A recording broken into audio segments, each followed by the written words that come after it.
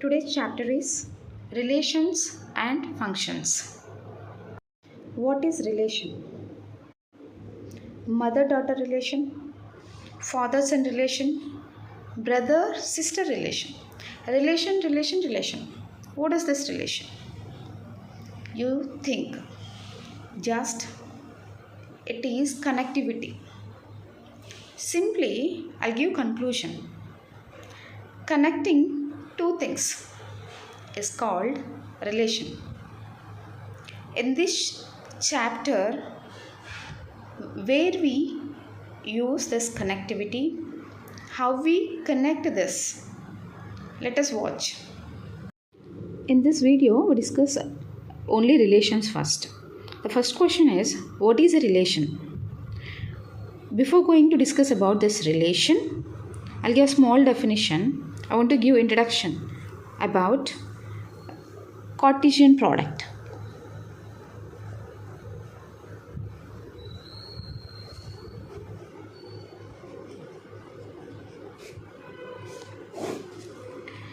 Now, what is a Cartesian product?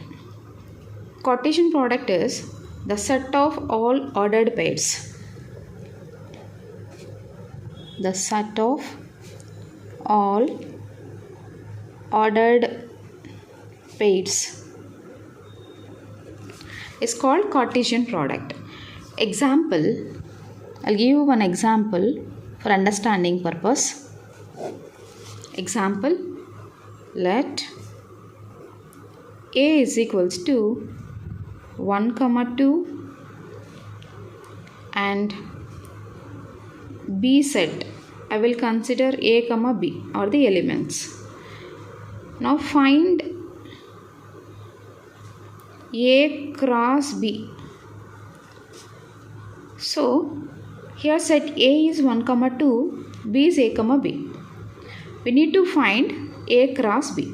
How we find this A cross B means by using Cartesian product. So I'll draw one table for understanding this Cartesian product. I am taking set A elements vertically 1, 2 and set B elements horizontally. So what is the first element of set B? A, and it is B. Now we need to connect these to A cross B. So first what we have A, set A cross set B. Set A elements, here the first one is 1. So write 1. And for this box, what is the second one? A. Connect these two, 1, A. And this box, 1, B. And here the second element is from A. So here first element 2, A and here 2, B. So we got 4 subsets. These are called A cross B Cartesian product, that is. So A cross B is equals to, the subsets are 1, A, 1, B, 2, A and last one is 2, B. So this is the Cartesian product A cross B. Why we discussed about this Cartesian product means now we can go for relation. The relation definition is the subset of Cartesian product is called relation. What is the relation definition? The subsets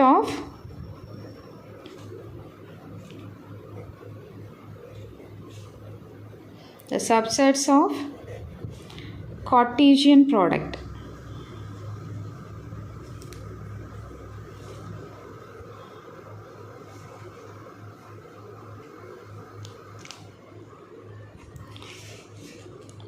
is called relation. So in this definition we got Cartesian product. That's why we want to know about the Cartesian product. Now you have an idea. Cartesian product means set of all ordered pairs. For example, if we have set A, set B, we need to find A cross B. We are taking one order, 1 comma A, 1 comma B. That is the order. And here 2 comma A, 2 comma B. So this is the Cartesian product. Now coming to relation. Relation definition we know. So what is that? The subsets of Cartesian products is called relation. So as explained before, what I got here, the output is A cross B. Whatever I got, the complete is capital R. We consider this is relation. So what are the subsets here? 1 comma A. So here we have 1 comma B, 2 comma A, 2 comma B. So this is the relation. Now we have types of relations. The next concept in this chapter is types of relation.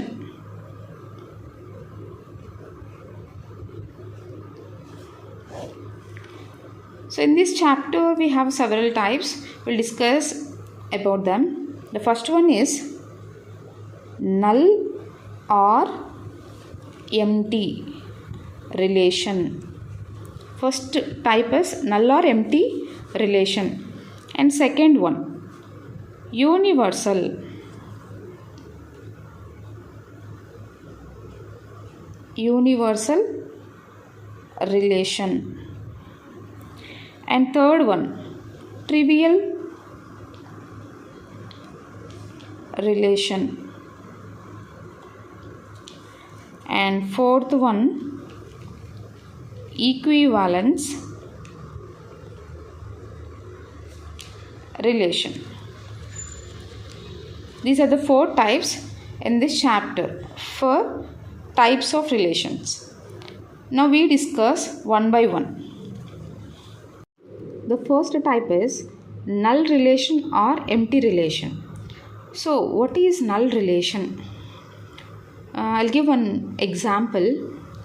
Suppose I'm going to a girls' college and I will ask the data about a student Ram.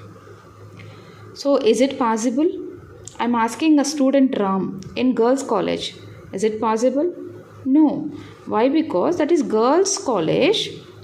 There is no boy as student. So there is no relation. It is null relation. While coming to definition, the definition is if no element of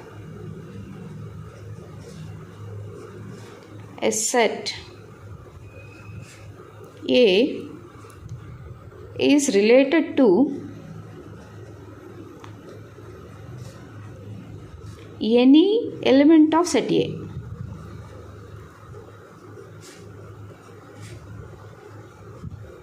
So this is the definition. If no element of a set A is related to any element of set A, how we represent in mathematical way? Just we check.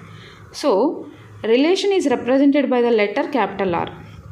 What is the relation? It is null relation. Here we are discussing about null relation. So R is equals to null or empty.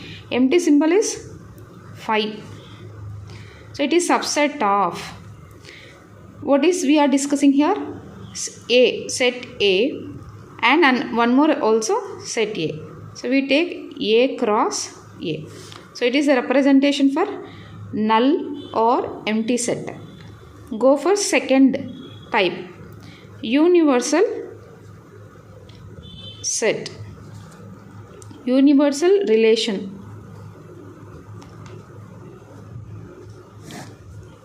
Now we will discuss about this universal relation. Again I will give one example. Again I am going to the same girls' college, but this time I will change the data. What I want 2 members having their height difference less than 1 meter. So is it possible or not?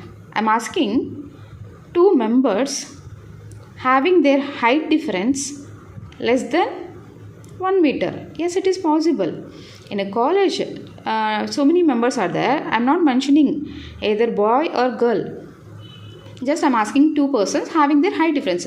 Yes, we have height difference students available in the colleges. So, we get data at this time. Now, we will discuss about the actual definition. If each element of set A is related to every element of set A.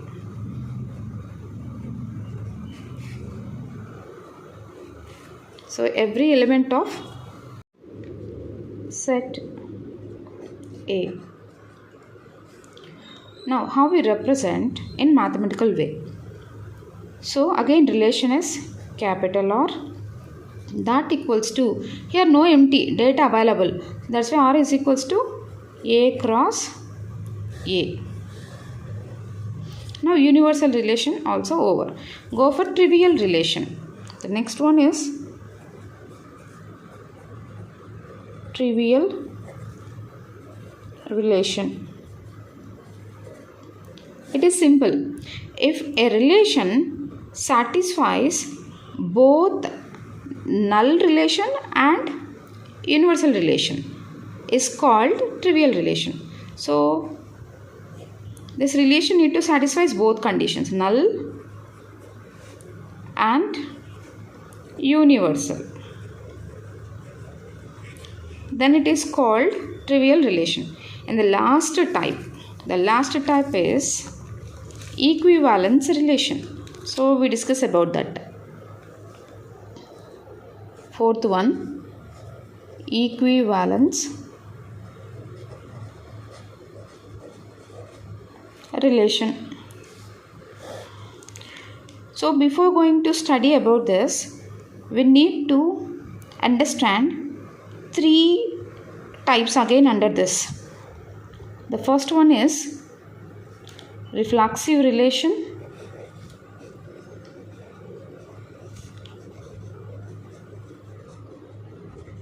Second one is symmetric relation.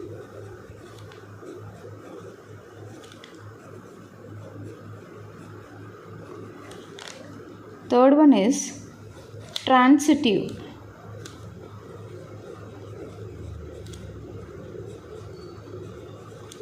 Relation. A relation satisfies these three relations, then it is called equivalence relation. Now we discuss one by one these three. First we discuss about reflexive relation. The first one is reflexive relation. I'll give an example for this relation. Suppose we'll stand in front of a mirror. What we get? The output is our image. Or if I bring the A, make it stand in front of a mirror.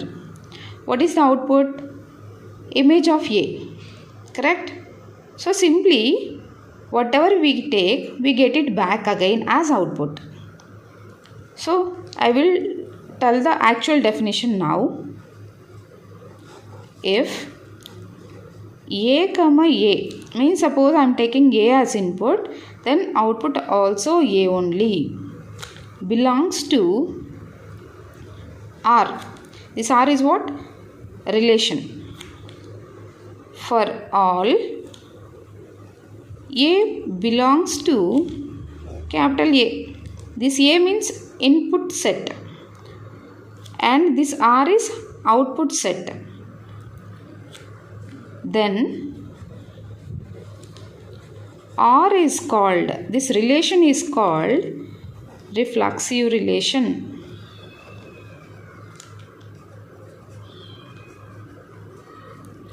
So it is the reflexive relation. Whatever we take the input, Again we get it back as output. Now symmetric relation. The next one is symmetric relation.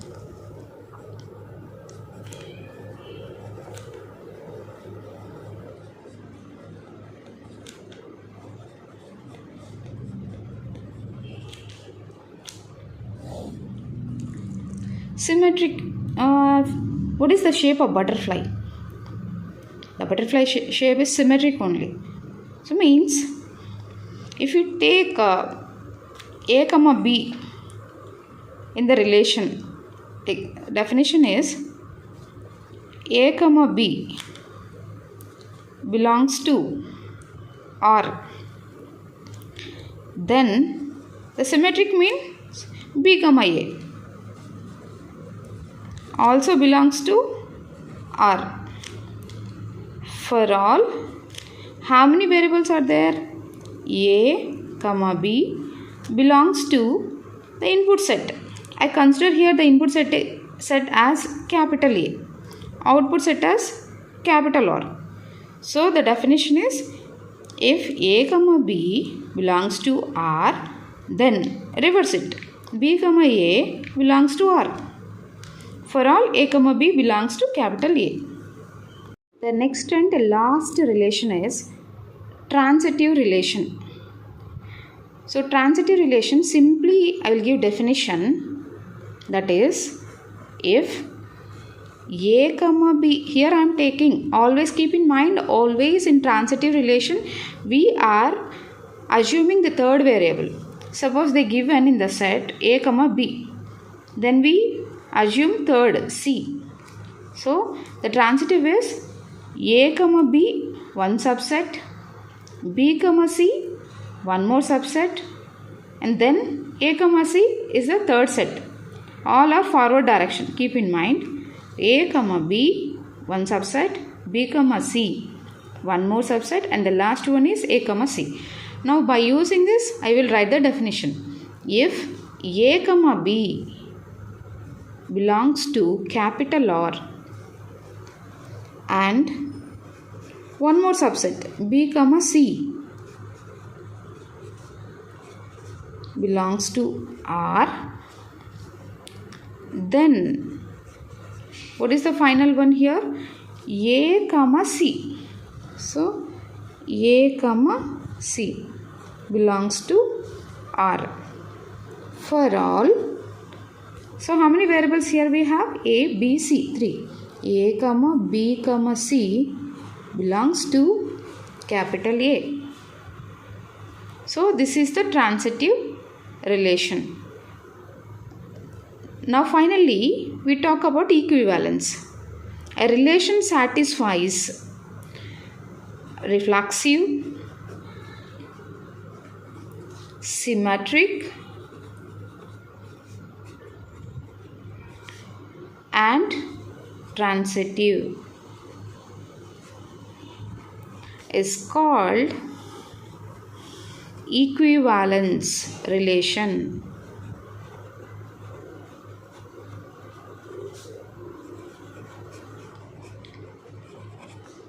So these are the major types in this chapter. Now we enter into the problems.